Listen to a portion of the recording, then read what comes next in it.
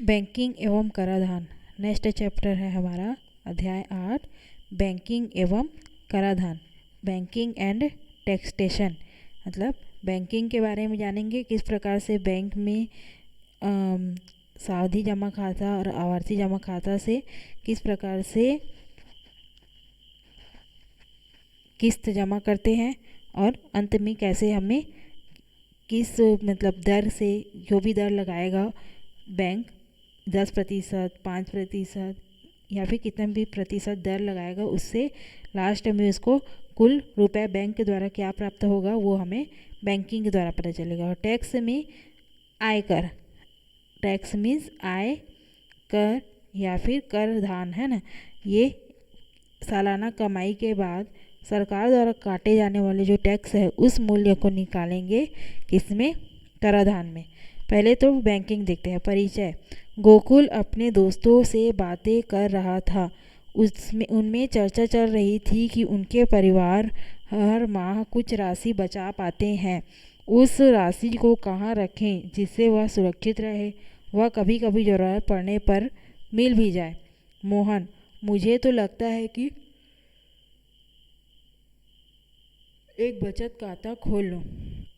अजमल। उससे तो अच्छा है कि आवर्ती जमा खाता खोल लो, अधिक ब्याज मिलेगा। नरेश। पर उसमें तो हर माह कुछ जमा करना होगा। गोकुल। ऐसा तो अगले कुछ महीनों तक हम कर ही सकते हैं। अजमल। फिर तो ठीक है, हर महीने एक नियत राशि कम से कम 6 महीने तक जमा कराते रहो। गोकुल। कितनी राशि कहाँ जमा कराऊं और 6 महीने ही है करना है क्या? नरेश। नहीं, 10 वर्ष तक कर सकते हो और बैंक या पोस्ट ऑफिस कहीं भी। यही नहीं, तुम चाहो तो एक से अधिक खाते खोल सकते हो। यह ध्यान रहे कि राशि 10 रुपये से के गुणक में ही लेनी होगी। गोकुल। इसका क्या फायदा? नरेश। इसके ब्याज की दर अधिक है, इसके ब्याज की दर अधिक है, जितने लंबे समय तक करवाओगे उतनी अधिक। राकेश। और अगर बीच में पैसा चाहिए तो किस्त ना हो तो?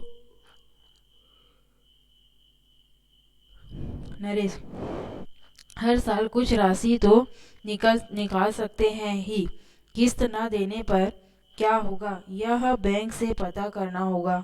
हाँ, अगर खाता बंद करना पड़े तो ब्याज में कुछ कटौती कर शेष राशि आपको मिल जाएगी। गरिमा। इससे अधिक ब्याज प्राप्त करने के लिए क्या कोई अन्य खाता खोला जा सकता है? राकेश। हाँ, सावधि जमा खाता खोला जा सकता है, लेकिन इसमें एक निश्चित अवधि के लिए पैसा जमा करना होता है।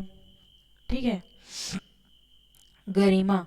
यह हम कैसे तय करें कि अपनी बचत राशि किस खाते में जमा करें? राकेश। यदि निकट भविष्य में बचत राशि के उपयोग की विशेष आवश्यकता नहीं हो तो इसे सावधि जमा खाते में जमा कर सकते हैं। मतलब कि जल्द से जल्द अगर आपको उस पैसों की ज़रूरत नहीं पड़ने वाली है, आवश्यकता नहीं हो, तो सावधि जमा खाते में आप जमा कर सकते हो, क्योंकि सावधि जमा खाते में एक मुश्त एक समय, एक मतलब टाइम पीरियड के लिए 1 साल या 6 महीने के लिए एक साथ जमा करना रहता है, और आवर्ती जमा खाता में एक एक महीने में किस्त जमा करना रहता है। ठीक है। अब करके देखें। आपने पिछली कक्षाओं में साधारण ब्याज के बारे में पढ़ा है। आइए कुछ सवाल हल करके बचत खाते, आवर्ती जमा खाते और सावधि जमा खाते, बचत खाते, आवर्ती जमा खाते और सावधि जमा खाते के अंतर को थोड़ा और समझते हैं। पहला, महेश अपने बचत खाते में 300 रुपये प्रति माह 3 महीने के लिए, है ना, 3 माह के लिए जमा करता है। 300 रुपये 3 माह के लिए जमा करता है तथा एकता 100 रुपये प्रति माह की दर से 3 माह में आवर्ती जमा खाते में 300 रुपये जमा करती है। महेश बचत खाते में जमा कर रहा है और एकता आवर्ती जमा खाते में। तो का बचत खाते में ब्याज की दर 4% वार्षिक तथा आवर्ती जमा खाते में ब्याज की दर 6% वार्षिक हो तो किसे अधिक ब्याज मिलेगा? दोनों खातों में ब्याज की दरें 6% हो तो क्या मिलने वाले ब्याज में कोई अंतर होगा? हाँ, तो उसका कारण क्या है? दूसरा दिया हुआ है, मनीषा 2,000 रुपये अपने बचत खाते में 2 वर्ष के लिए जमा करती है, जिस पर उसे 4% की दर से वार्षिक ब्याज मिलता है। परंतु रोहन 2,000 रुपये 2 वर्ष के लिए अपने सावधि जमा खाते में जमा करता है, जिस पर उसे 8% की दर से वार्षिक ब्याज मिलता है। तो दोनों के खातों में 2 वर्ष के अंत में कितना ब्याज मिलेगा?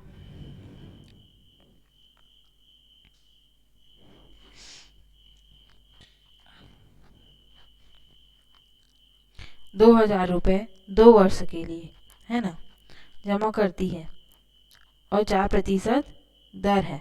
तो और इसमें 2,000 रुपये 2 वर्ष के लिए, लेकिन दर की मात्रा इसमें ज़्यादा है 8%। तो किसमें ज़्यादा मिलेगा?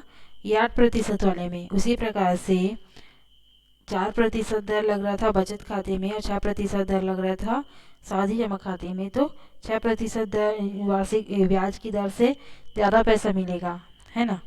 आगे तीनों खातों में अंतर को हम संक्षेप में इस तरह देख सकते हैं। जब हमारे पास पैसा है और आगे कभी भी जरूरत पड़ सकती है, तब हम उसे बचत खाते में जमा करते हैं,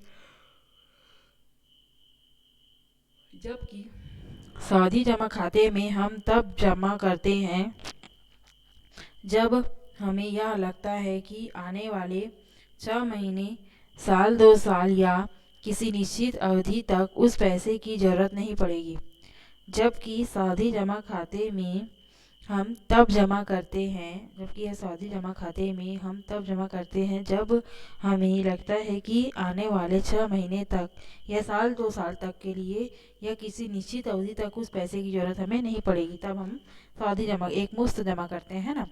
बचत खाते में जमा राशि जमाकर्ता द्वारा कभी भी निकाली जा सकती है, इसलिए बैंक उस राशि का उपयोग नहीं करता तथा उस जमा राशि पर ब्याज की दर कम होती है ना। क्योंकि बचत खाते में जो जमा करता है जो जमा करता है राशि, उसको वो कभी भी निकाल सकता है। इस वजह से बैंक क्या करता है, उस राशि का उपयोग नहीं करता और इस पर कम दर से कम ब्याज लगता है। ठीक है। अब किंतु सावधि जमा खाते में जमा राशि के लिए बैंक आश्वस्त होता है कि वह उस अवधि के लिए उस राशि का उपयोग नहीं कर सकता है, क्योंकि जिस अवधि के लिए उस सावधि जमा खाते पे जो राशि जमा किया हुआ है उस अवधि तक उसका उपयोग वो नहीं करेगा। इसलिए आश्वस्त रहता है बैंक और इसलिए इस ब्याज की दर को अधिक होती है और इस राशि को उपयोग में ला सकता है बैंक अपने उपयोग में, है ना। आवर्ती जमा खाता उक्त दोनों खातों से इस बात में अलग है कि इसमें जमाकर्ता के पास शुरू में अधिक धन नहीं होता। आवर्ती जमा खाते में शुरू में अधिक धन नहीं होता, उसके पास बचत की थोड़ी राशि है और वह निरंतर इतनी राशि किसी निश्चित अवधि में जमा कर सकता है। ऐसी स्थिति में आवर्ती जमा खाता एक उपयुक्त विकल्प है। इसकी ब्याज की दर बचत खाते से अधिक होती है, क्योंकि आवर्ती जमा खाता भी किसी निश्चित अवधि के लिए ही होता है। ठीक है। बचत खाता क्या होता है, उसको कभी भी, इसको कोई टाइम पीरियड नहीं होता, उसको कभी भी और कितना भी मूल्य आप जमा कर सकते हो, कोई भी रोक टोक नहीं होता। इस वजह से उसमें सबसे कम रहता है दर ब्याज का। लेकिन आवर्ती जमा खाता भी एक निश्चित समय के लिए लेकिन कम पैसा जमा करना पड़ता है। तो आवर्ती जमा खाता भी किसी निश्चित अवधि के लिए ही होता है। इस वजह से इसमें बचत खाते से अधिक ब्याज की दर लगती है। ठीक है। आइए आवर्ती जमा खाते के ब्याज की गणना को निम्नलिखित उदाहरणों द्वारा समझें।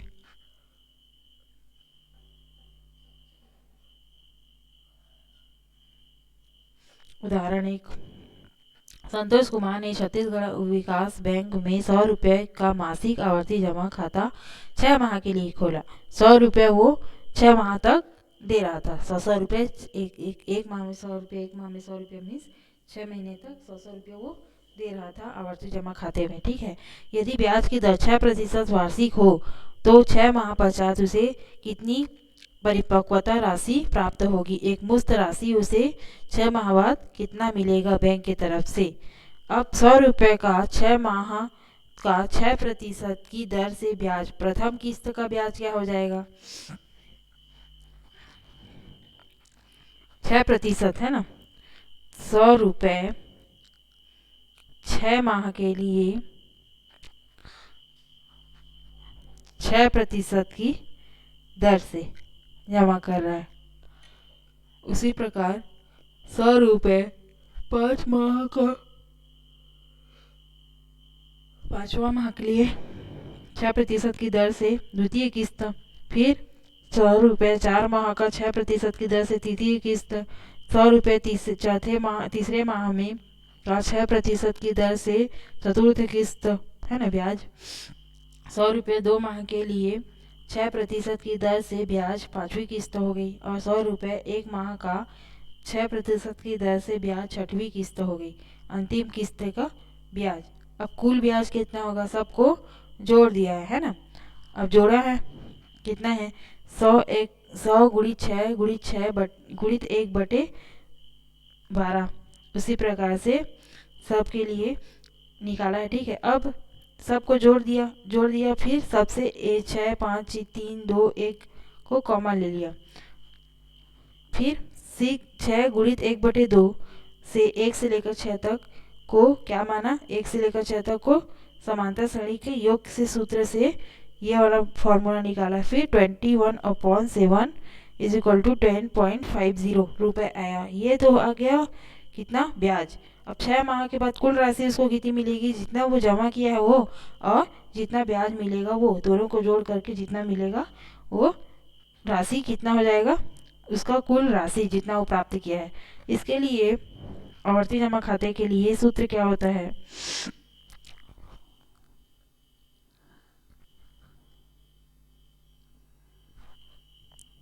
ब्याज आई इज इक्वल टू, दिया हुआ है आगे में, P into R upon 100 into 1/12 n plus 1।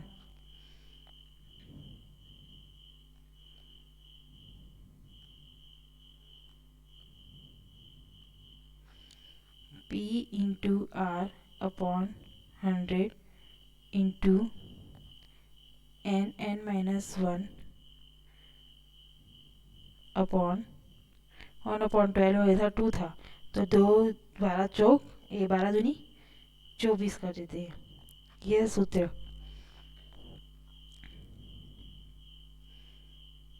यही है ना। n plus 1 upon 2, P into R upon 100 into 1/12 n plus 1 upon 2। तो 12 और 2 का इंटू किए, 12 और 2 का गुणा करने पे क्या मिला हमें, 24 मिला। ये n प्लस 1 है। हाँ, यहाँ पे ये हो गया मूलधन, P इज इक्वल टू मूलधन, ठीक है। तो मूलधन कितना था, 100 रुपये वो जमा कर रहा था। R मतलब कि रेट 6% की दर से बटे 100 गुणित n क्या है, किस्तों की संख्या। किस्त कितना है, 6 किस्त है, 6 माह तक 6 बार भरेगा, तो किस्तों की संख्या क्या हो गई, 6। 6 धन 1/24। इसको सॉल्व करने पे जो आएगा वही हमारा रुपया होगा, है ना, कि ब्याज होगा। 100 कट गया, 6 इंटू 7/24। 6 12 6 12 छती कटा 6 चौक 24, 2 दूनी 4, 2 तिया 6 7 तिया 21/2।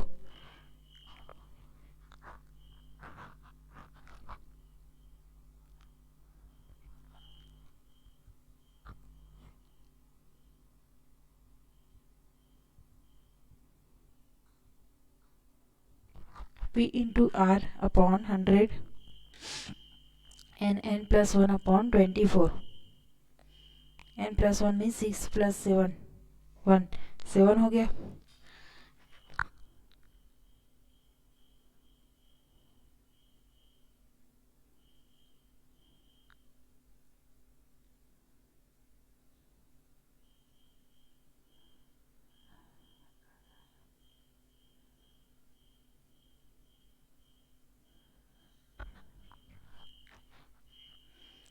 P into R upon 100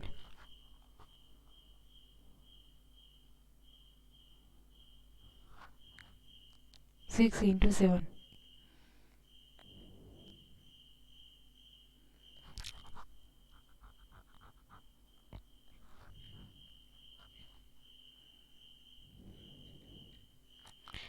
P का मान कितना था 100 रुपये। मासिक आवर्ती जमा खाता से जमा कर रहा था 6 माह के लिए, है ना, और 6% उसका ब्याज था। 6 माह पश्चात उसे कितना परिपक्व रहता राशि मिलेगी।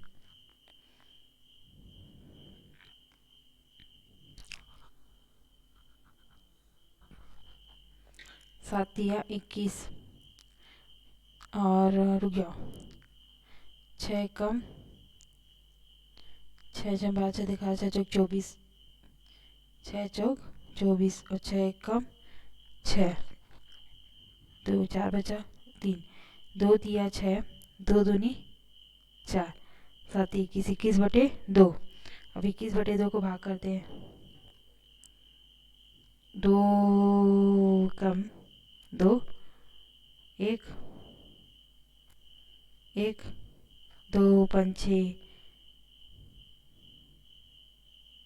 1 नहीं 0, 2 शून्य 0, ये 2 और 2 कट गया तो 0 आया, 2 शून्य 0 1 बचा, 2 शून्य 0 1 दशमलव लगाए 0, 2 5 6 10, 21/2 है ये, है ना, 21/7 नहीं 21/2, ठीक है। और इसको भाग करने पे हमें मिलेगा 10.50। अब 6 माह बाद कितना राशि मिलेगा, उस पहले तो 100 रुपये 6 महीने तक दे रहा है, धन जो ब्याज मिला है उसको जोड़ेंगे, कुल जमा राशि प्लस ब्याज करने पे हमें कुल प्राप्त राशि हमें प्राप्त होती है, मतलब मिलता है, प्राप्त राशि जो होगा वो हमें मिलेगा। तो 600 सॉरी ये हो जाएगा 100 into 6 is equal to 600 plus 10.50 is equal to 610.50।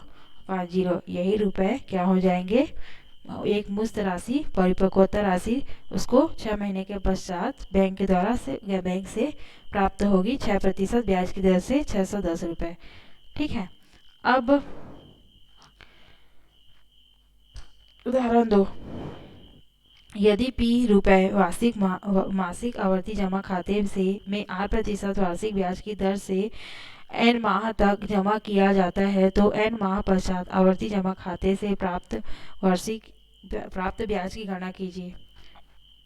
P रुपये का n माह बाद 8% की दर से ब्याज, प्रथम किस्त का ब्याज हो जाएगा P into R upon 100 into n upon 12, क्योंकि यह धन n माह तक रहता है, धन n माह तक रहता है। P रुपये का n-1 माह बाद 8% की दर से ब्याज, द्वितीय किस्त का ब्याज हो जाएगा P into R upon 100 into n-1 into upon 12, है ना, क्योंकि यह धन n-1 माह तक रहता है। उसके बाद P रुपये का n-2 माह बाद 8% की दर से ब्याज, तृतीय किस्त का ब्याज P into R upon 100 into n-1 upon 12, क्योंकि यह धन n-2 माह तक रहता है। इसी प्रकार P रुपये का अंतिम माह से पूर्व माह बाद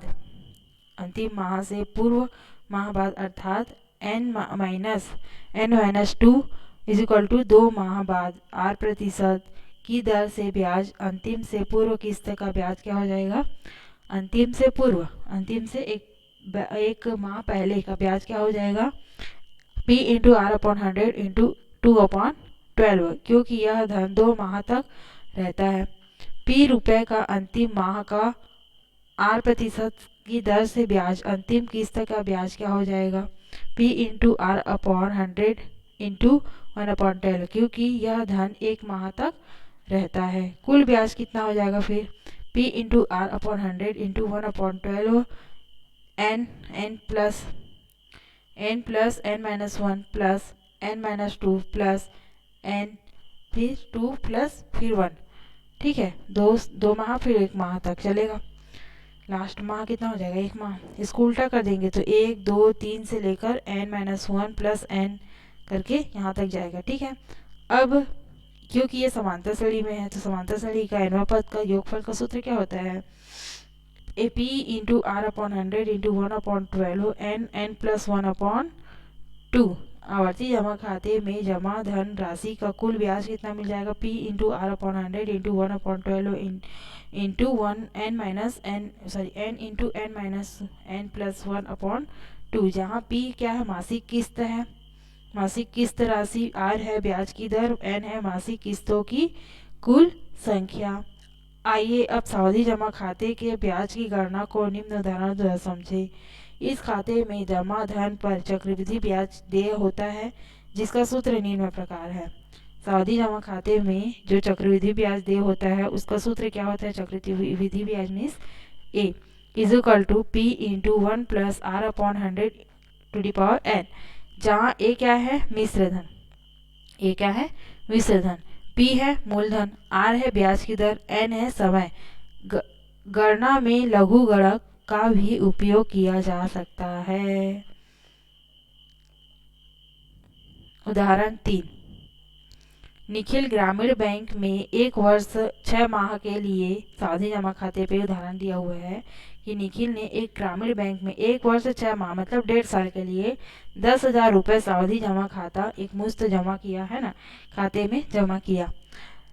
यदि ब्याज की दर 8% प्रति वर्ष है, 1 वर्ष में कितना प्रतिशत है, दर 8%, उसका संयोजन अर्धवार्षिक हो तो जो ब्याज की दर है उसका संयोजन कितना हो रहा है, अर्धवार्षिक हो तो निखिल के सावधि जमा खाते में जमा राशि का परिपक्वता मूल्य ज्ञात कीजिए। इसका अर्धवार्षिक मतलब 8% पूरे वर्ष के लिए है, इसका अर्धवार्षिक हमें निकालना है और सावधि जमा खाते में जमा राशि के परिपक्वता मूल्य ज्ञात करना है जो लास्ट में उसको 1.5 साल के बाद मिलेगा। ठीक है, दिया गया है कि मूलधन P इज इक्वल टू है 10,000 रुपये, दर है 8%, वार्षिक है और अर्धवार्षिक में निकालना है। जब 1 साल में 8% लग रहा है तो उसका आधे साल में कितना लगेगा, 4, क्योंकि 8/2, इसका जस्ट हाफ कर देंगे तो कितना मिला, 4%। अर्धवार्षिक गणना करना है, संयोजन क्या है, अर्धवार्षिक है। समय है n इज इक्वल टू 1 वर्ष 6 माह। अब 1 वर्ष 6 माह को भी अर्धवार्षिक में गणना करना है हमें, तो 1 वर्ष में कितने अर्धवार्षिक होते हैं, 2, और 6 माह में कितने अर्धवार्षिक होते हैं, 1, 2 और 1 कितना हो गया, 3 अर्धवार्षिक हमें मिलेगा। n का मान, n क्या होता है, किस्तों की संख्या भी बोल सकते हैं और यहाँ पे दिया हुआ है n को समय भी लिखा जा सकता है, टाइम पीरियड है ना। t इज इक्वल टू 1 वर्ष 6 माह दिया हुआ है, n है किस्तों की संख्या, कितने किस्तों जमा कर रहा है, क्योंकि संयोजन क्या हो रहा है, अर्धवार्षिक हो रहा है, तो 1 वर्ष 6 माह में कितने अर्धवार्षिक हुए, तो 3 अर्धवार्षिक। ये हो गई n इज इक्वल टू किस्तों की संख्या। उसी प्रकार से रेट जो है r वो भी अर्धवार्षिक निकालना है, 8% का अर्धवार्षिक कितना हो जाएगा, 4%। 1 वर्ष में 8% है तो 4% आधे वर्ष में मिलेगा, है ना, ब्याज जो है। मिश्र धन ए निकालना है, मिश्र धन का सूत्र क्या होता है, A is equal to P into 1 plus R minus R upon 100 into the power n। सबका मान रख दो, p इज इक्वल टू कितना है, 10,000, 1 प्लस आर का मान है 4, अर्धवार्षिक है ना, तो अर्धवार्षिक के लिए जो निकाले 4 वो हो जाएगा अपॉन 100 और n का मान 3 अर्धवार्षिक तो 3। ठीक है, अब 4 एकम 4, 4 दूनी 8, 2 बचा, 4 5 6 20, 1/25 आया। ए इज इक्वल टू 10,000 एक धन 1/25 टू दी पावर 3, 10,000 25 और 1 26/25। क्या किए, इन दोनों का LHS ले लिए, तो इसका अपॉन में कुछ नहीं मतलब 1, तो 25 दोनों का LHS आया। यहाँ पे क्या गुणा करेंगे तो क्या आएगा, 25 है ना, भाग करने पे 25 आया और 25 को 1 से गुणा किए तो 25 ही आएगा। यहाँ पे भाग करने पे 1 आया, 1 को 1 से गुणा किए तो 1 cube. 10,000 25 + 1 means 26/25 to the power 3। ये आया। अब क्या करना है, a इज इक्वल टू 10,000 गुणित 26/25 को 3 बार गुणा करना है। 26/25, 26/25, 26/25, 25 एकम 25, 5 5 6 25 कर लेते हैं, 5 से गुणा, है ना। 5 दूनी 10, 0 0 0, 5 एकम 5, 5 चौक 20, 0 0, 5 पंचे 25, 5 अट्ठे 40, 0, 5 एकम 5, 5 एकम 5, 3 बचा, 5 का 30। और जाएगा क्या? नहीं जाएगा। तो क्या करना है, 26 इंटू 16 बचा है ना, 16 इंटू 26 इंटू 26 इंटू 26 अपॉन 100 में, अपॉन में क्या बचा है 25। इसको सॉल्व करना है, गुणा करके कितना आएगा, ए इज इक्वल टू इस पूरे ऊपर को गुणा करना है और उसके बाद 25 से भाग कर देना है। कितना आया, ए इज इक्वल टू इकाई रही सैकड़ा, हजार, 10,000, 11,000, 11,248.64 रुपये। अतः निखिल को देय परिपक्वता मूल्य कितना हो जाएगा, 11,248 रुपये। 1.5 साल बाद उसको, जब वो 10,000 जमा किया था तो 1.5 साल बाद निखिल को 11,248 रुपये मिलेगा सावधि जमा खाते से। बस इसमें सिर्फ गुणा करना रहता है और लास्ट में जो पैसा मिला वही हमारा मिश्र धन होता है। इसी प्रकार से इसी सावधि जमा खाते पे एक और उदाहरण दिया हुआ, उदाहरण 4। फिर उसके बाद प्रश्नावली 1 है। प्रश्नावली 1 में शुरू के जो 6 प्रश्न है वो आवर्ती जमा खाते पे है। उसके बाद बाकी के जो 6 प्रश्न है 7 से लेकर 12 तक वो किस में है, सावधि जमा खाते पे। उसके बाद टैक्स पढ़ेंगे। ठीक है, तो उदाहरण 4 को हम नेक्स्ट वीडियो में देखेंगे।